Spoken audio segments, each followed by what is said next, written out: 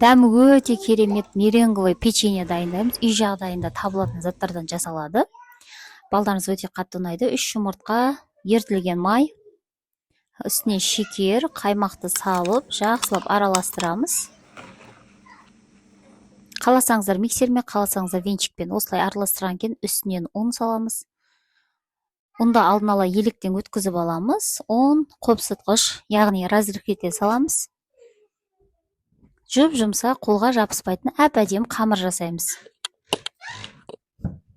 Қамырымызды бірнеше бөліктерге бөлеміз.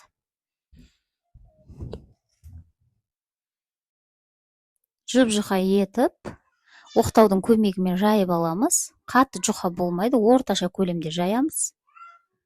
Жайып болғаннан кейін осындай үйде қандай зат бар, солмен дөңгелектеп кесіп аласыздар формамен. Дөңгелектеп кесіп болғаннан кейін арасына бір жұмыртқа, кішкене сахармен осындай жұмыртқаның ағын көпіртіп алдым. Ортасына салып, екі қамырды бір-біріне ажыралмайтындай етіп жабыстырып шығамыз. Әртүрлі формада істейсіздер қыздар, мен осылай да жасап көрдім, дөңгелек те етіп істеп көрдім.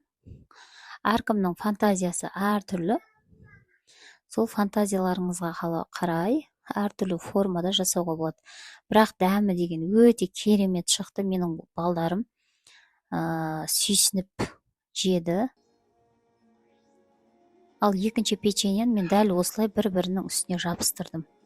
Арасы ажыралмай, әп-әдемі болып үлпілдеп, шаймен ішкен кезде күшті болып шықты. Барлығын осылай бір-біріне біріктіріп шығасыздар. Біріктіріп болған кезде осындай кезде духовкаларыңызды міндетті түрде қыздырып қойыңыздар. Духовкаларыңыздың градусы 165 градуста болу керек. 165-170 градуста 30-35 минутта пісіріп аласыздар.